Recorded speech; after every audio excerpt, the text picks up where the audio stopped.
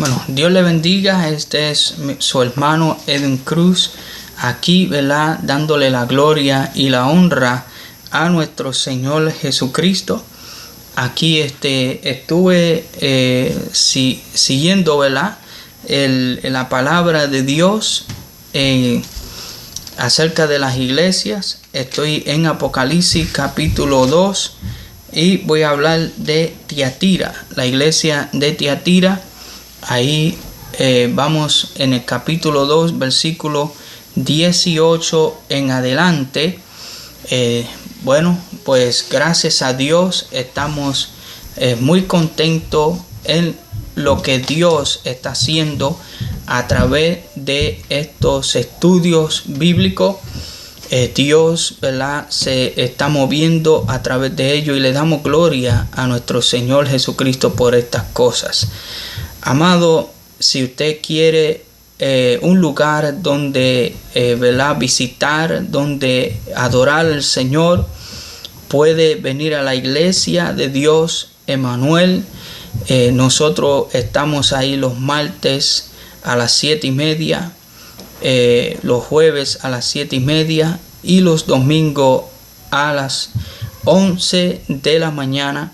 Estamos en los estudios bíblicos y después los servicios a las 12 empieza el servicio evangelístico. Allí, ¿verdad?, estamos con los pastores Luis Manuel Agosto y su esposa Ruth Agosto. Bueno, allí donde se encuentra la iglesia es el 123 de la Eastwood Avenue en Providence, Rhode Island. Estamos allí adorando el nombre de nuestro Señor Jesucristo y esperando de que usted pueda también ir allá y gozarse en el Señor. Vamos a seguir, ¿verdad?, los estudios que estamos haciendo de las iglesias. Estuve hablando acerca de la iglesia de Pérgamo. Ahora me gustaría hablar de la iglesia de Tiatira. Y vamos a leer algunos versículos de la Biblia para que usted empiece a tener en cuenta lo que ha sucedido en esta iglesia y verdaderamente que ¿verdad?, es algo, ¿verdad?, que está sucediendo hoy en día, no solamente en las iglesias sino en el mundo entero. Las cosas, ¿verdad?, fuertes, las cosas que acerca de la apostasía, acerca de lo que estamos viviendo a nuestro alrededor, pues nosotros podemos verlo en estas iglesias.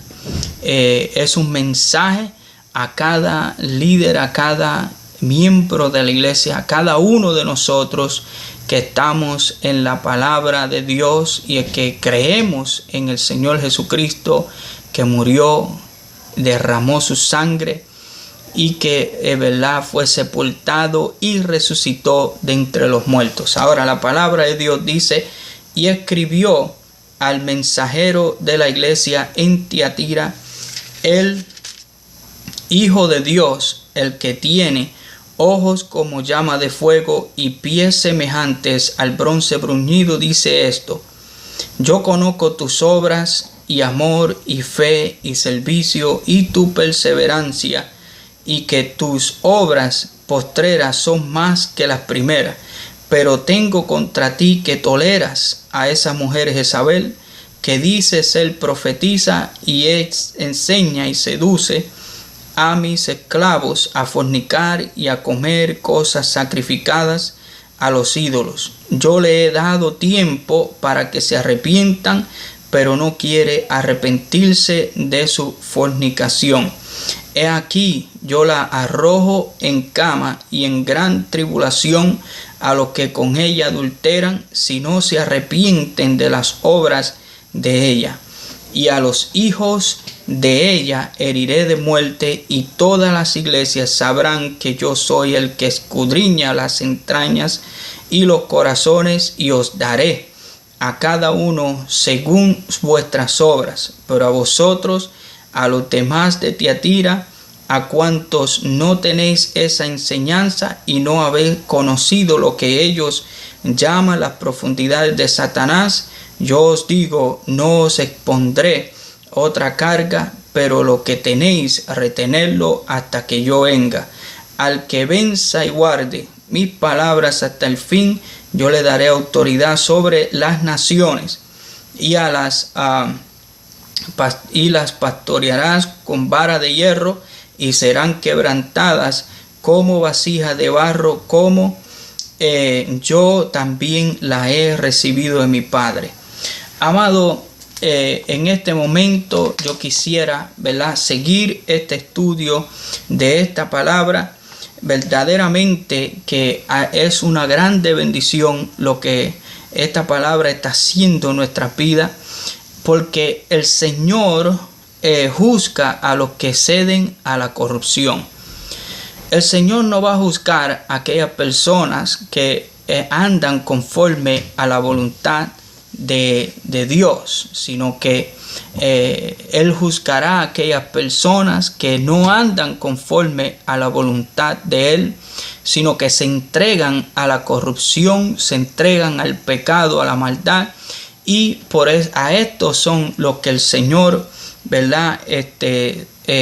¿verdad? Él va a venir a juzgar, y que Él aún dijo estas palabras.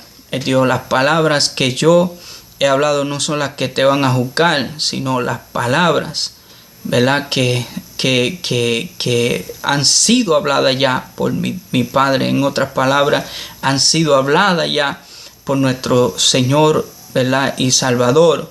O sea, la palabra, la Biblia, es la que nos juzga a nosotros por las cosas que nosotros, ¿verdad?, podamos hacer en nuestra vida conforme a cómo nosotros caminamos.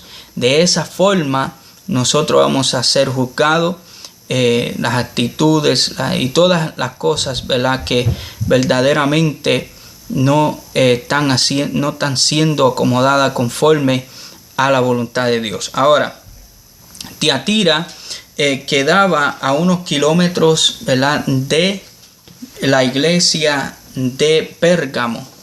Entonces, en el valle entre los ríos Elmos y Caicos, era un importante centro industrial y comercial, cuyos principales eran el bronce y ¿verdad?, las telas de púrpura. Ahora, el comercio estaba entrelazado con la idolatría. En otras palabras, había comercio, pero la cuestión es que el comercio se juntaba también con lo que era idolatría. En otras palabras, pudo haber sido de que el comercio estaba era más para los creyentes, era más para ese país, y que aún amaban más el comercio, el business, el comercio, ¿verdad? Amaban más, tenían más en sus corazones que otra cosa, ¿verdad?, que pudiera ser de las cosas de Dios. Pero vamos a decir que este no era el caso, pero en sí lo que llevaba, ¿verdad?, era que producía mucho el comercio y también las telas de púrpura. El comercio estaba entrelazado, como le está diciendo, con la idolatría, pues muchos de lo que allí se hacía y se vendía eran productos utilizados en las prácticas paganas religiosas. En su mensaje, el pastor de esta iglesia, Jesús, se identifica como el Hijo de Dios, y es la única vez que aparece este título en Apocalipsis, con el cual se declara su divinidad. También dice el Señor que tiene ojos como llama de fuego, con lo cual se indica que su mirada es penetrante y puede discernir los secretos del corazón humano. Sus pies, semejantes al bronce bruñido, aluden al resplandor de su pureza, en contraste con la corrupción que existía en algunos de los gerentes de esta iglesia. Antes de reprochar sus faltas, sin embargo, les hizo saber que estaba enterado de lo bueno que habían hecho. Número 1. Los creyentes de Tiatira habían crecido en obras motivadas por el amor. O sea que aunque era una iglesia de esta formalidad y estaba en medio de un lugar donde se practicaba el comercio juntamente con la idolatría, ellos tenían una práctica de amor, que eso era un encomio para el Señor y que le daba, ¿verdad?, alabanza acerca de esto. Y número 2, se habían distinguido por la fe con que habían aceptado el Evangelio y recibido las promesas de Dios. De la forma que ellos recibieron el Evangelio, de la forma que ellos habían recibido las promesas de Dios, o sea, el mismo Jesús estaba dándole un encomio a ellos por causa de la fe que ellos habían tenido y haber ¿verdad?, guardado las promesas, haber aceptado el Evangelio en medio de todas estas cosas, ¿verdad?, que se le ofrecía en este mundo donde ellos estaban viviendo. Ahora, también eran dignos de que se destacara el significado del servicio que habían dado al Señor en la congregación y en la comunidad. O sea, que era una iglesia producente en su trabajo, era una iglesia que era bastante amplia, trabajando en la comunidad, en el servicio, en la congregación y todo, ¿verdad?, los aspectos como creyentes, como hijos de Dios, como ¿verdad?, hijos de Dios, que estamos en el servicio para nuestro Señor Jesucristo. De esta forma, esta iglesia, ¿verdad?, estuvo trabajando para el Señor, ¿verdad? Tenía un aspecto bien bonito porque se allegaba a la comunidad, se allegaba a hacer el trabajo que ellos necesitaban hacer, que lo que Jesús había indicado, y predicar este evangelio a toda criatura que creyere, fuere bautizado, será salvo, mas el que no creyere será condenado. Ahora, el punto número 4 dice: finalmente había que mencionar también la paciencia con la que se habían enfrentado a las dificultades. Sin embargo, su preocupación y constancia en el trabajo les hizo pasar por alto algunos problemas muy serios, los cuales tendrían que ellos resolver. Los problemas de la iglesia de Tiatira giraban principalmente en torno a una mujer real, o a lo mejor también un símbolo, a lo cual Jesús le da el nombre de Jezabel, quien pretendía ser también una profetisa, la cual se había involucrado en moralidad e idolatría y estaba arrastrando por sus malos caminos a muchos de la congregación. Ahora, el nombre de Jezabel se usa por antonomasia, recordando a la impía Jezabel, que se encuentra en Primera de Reyes, capítulo 16, versículo 31, y 19, capítulo 19, versículo 1 al 3, capítulo 21, versículo 1 al 15, y en otras palabras, ¿verdad?, también la falla de esta iglesia fue tolerar el pecado, la injusticia, las enseñanzas contrarias a las escrituras, la seriedad del pecado de esta iglesia se deduce de la manera en que Jesús llamó a esta mujer al arrepentimiento. Si nosotros vemos el versículo 22, aleluya, y 23 dice: he aquí yo la arrojo en cama y en gran tribulación a los que con ella adulteran, si no se arrepienten de las obras de ella. Y a los hijos de ella heriré de muerte, y todas las iglesias sabrán que yo soy el que escudriña las entrañas y los corazones, y os daré a cada uno según vuestras obras. O sea, aquí vemos, ¿verdad? La reprensión o lo que el Señor, ¿verdad? Si no se arrepentía esta mujer, iba a traer a esta Jezabel. Ahora, eso en cuanto a las enseñanzas, en cuanto a la inmoralidad, y que en este tiempo se está viendo, ¿verdad? Dentro de nuestros lugares de adoración, vemos la inmoralidad, vemos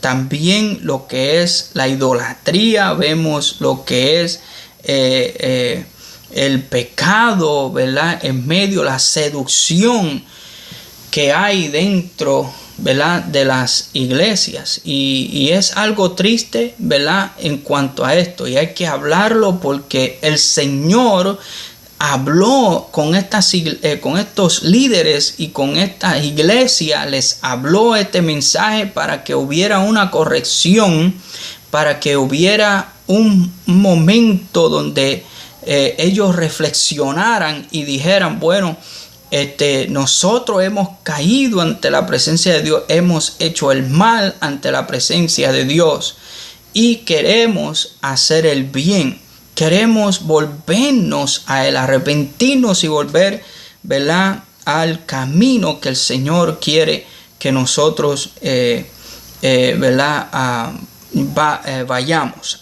Amén. Fíjese que es algo serio lo que estaba sucediendo acerca de lo que es la apostasía. Y en este tiempo que nosotros estamos viviendo, vemos una grande apostasía que se levanta. Muchos no creen en la venida de nuestro Señor Jesucristo. Muchos no creen, ¿verdad?, de que Jesús viene pronto, y enseñan lo que es la venida del Señor de diferentes formas. Ahora, nosotros como creyentes, así como dice la palabra dice que no podemos quitarle ni añadirle a la palabra. Entonces tenemos que hablarla de esta forma, de la palabra de Dios hay que hablarla. Hay mucho significado en ella, y sí tenemos que estudiarla para hacer entender a otros de que esa palabra es real y de que tiene un significado, de que es el mapa para nuestra salvación. Ahora, lo que inspira esperanza a los que perseveran hasta el fin se encuentra en el versículo 24 al 29. Dice la palabra: pero a vosotros, a los demás de Tiatira, o sea, hablando a los demás hermanos, a cuanto no tenéis esa enseñanza, aquellos que no procuran de tener esa enseñanza, de que niegan esas enseñanzas falsas y doctrinas que se levantan apóstatas, ¿verdad?, enseñando cosas que no verdaderamente tienen el significado de lo que sacan el contexto, ¿verdad?, de lo que es el texto de la palabra de Dios, y entonces lo ponen en la forma de ellos para hacerle entender a los hermanos de la iglesia una forma que es una forma ¿verdad?, de hombre, leyes comparadas y costumbres de hombres, imponiéndole a los hermanos, ¿verdad?, de una forma para que ellos puedan seguir tan rectamente y tan de una forma ¿verdad?, obligatoria, doctrinas de hombres. Ahora, nosotros tenemos, ¿verdad?, que tener cuenta en esto para no caer, ¿verdad?, en cuanto a lo que es las doctrinas y dogmas de hombres, sino que vamos a ir a la palabra de Dios para que la palabra de Dios nos hable a nuestro espíritu. Esta iglesia, ¿verdad?, como dice aquí en este versículo 24, a cuantos no tenéis esa enseñanza. Él está hablando a aquellos que se han guardado, ¿verdad? De que para que no caer en ninguna de estas enseñanzas falsas que en este tiempo se levantan. Y dice, y no habéis conocido lo que ellos llaman profundidades de Satanás. Yo os digo, no os impondré otra carga. Ahí estamos, ¿verdad? La palabra de Dios. El Señor siempre reprendía a lo que eran los fariseos, a los saduceos y a todos los escribas.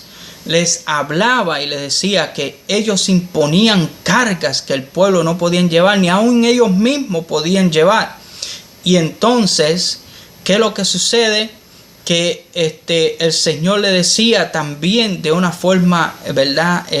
Fuerte, les decía, muchas veces queremos vernos limpios por fuera, de tal manera, pero en nuestros corazones, aleluya, en nuestros corazones, muchas veces pues implica lo que no está bien, hay pecado, hay maldad, y de la forma que se comunica.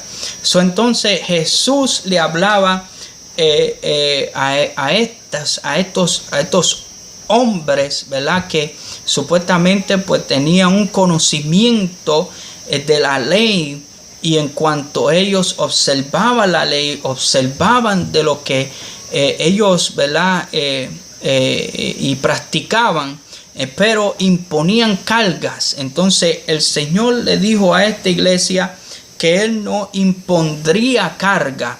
Al contrario, Él mismo dijo, venid a mí, a los que estáis cargados y trabajados, que yo os haré descansar.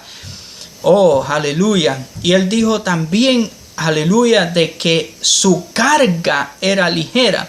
En otras palabras, amado, nosotros tenemos que comprender que esa carga es fácil. Solamente aceptar al Señor Jesucristo. No es difícil servir al Señor, sino de la forma que nosotros como seres humanos, nosotros nos complicamos la vida. ¿Por qué? Porque decimos que no es fácil servir al Señor. Es fácil servir al Señor cuando nosotros queremos hacer la voluntad de Él y queremos buscarle a Él. Ahora, lo que es difícil es someter esta carne a buscar al Todopoderoso. Él dijo también, aleluya, de que esta carne, nuestro espíritu, está dispuesto, pero nuestra carne es débil.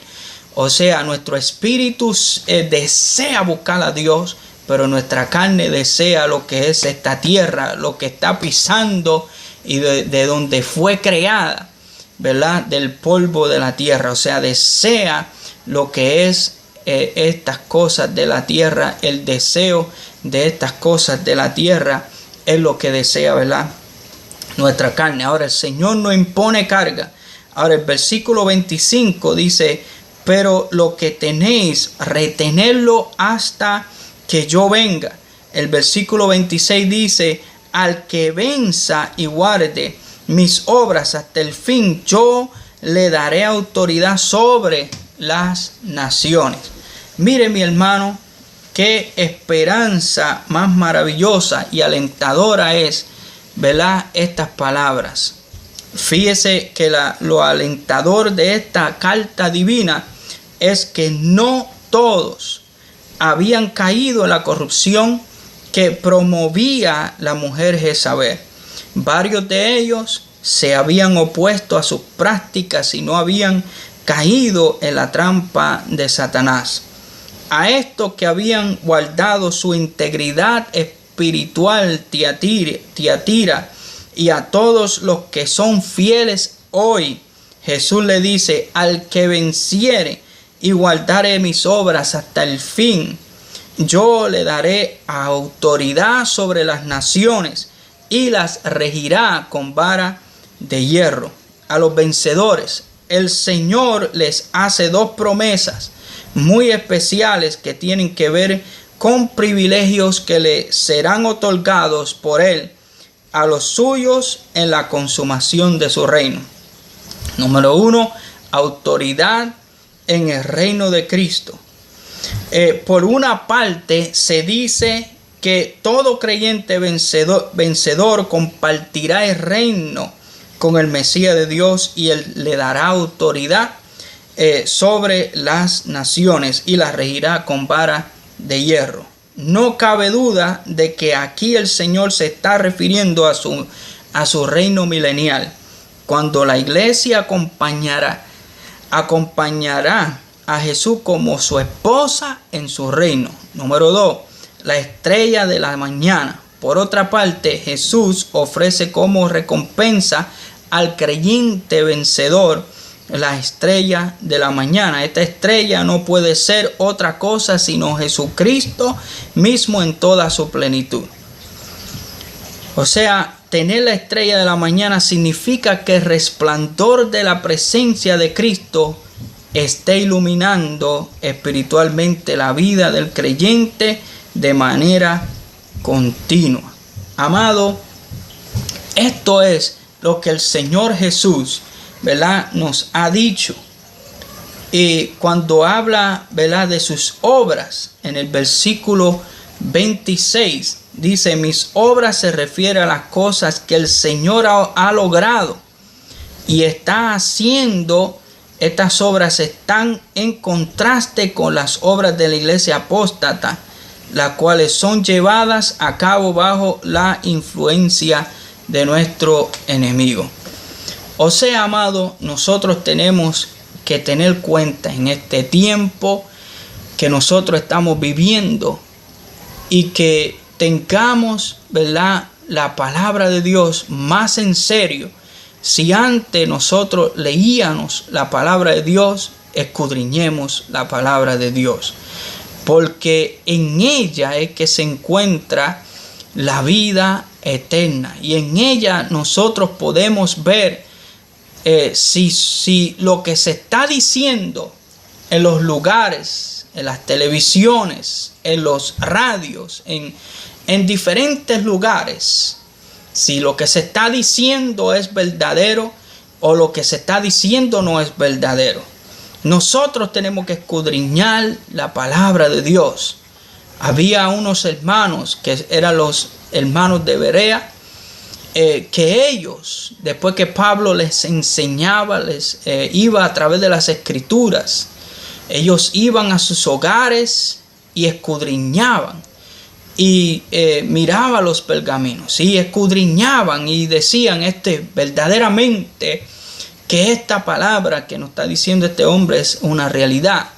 Entonces ellos deseaban escuchar, ellos deseaban seguir escuchando el evangelio de nuestro Señor Jesucristo a través de los labios de Pablo, porque Pablo les enseñaba, Pablo les educaba a través, ¿verdad?, de las escrituras. Les hablaba, ¿verdad?, al corazón de ellos, diciéndole que aleluya, Jesucristo era el Señor. Asimismo, esta palabra para estas iglesias les está exhortando a todos aquellos hermanos, porque es para la iglesia, pero también para aquellos que no conocen al Señor, que vengan a los caminos de Dios para que puedan conseguir verdaderamente a nuestro Señor Jesucristo. Y si algún día Él viniere, nosotros podamos encontrarnos, ¿verdad?, juntamente allá arriba en el cielo. Ahora, si nos habla, dice que reinar con Cristo. Reinar con Cristo sobre las naciones en el reino milenario es un premio para los vencedores.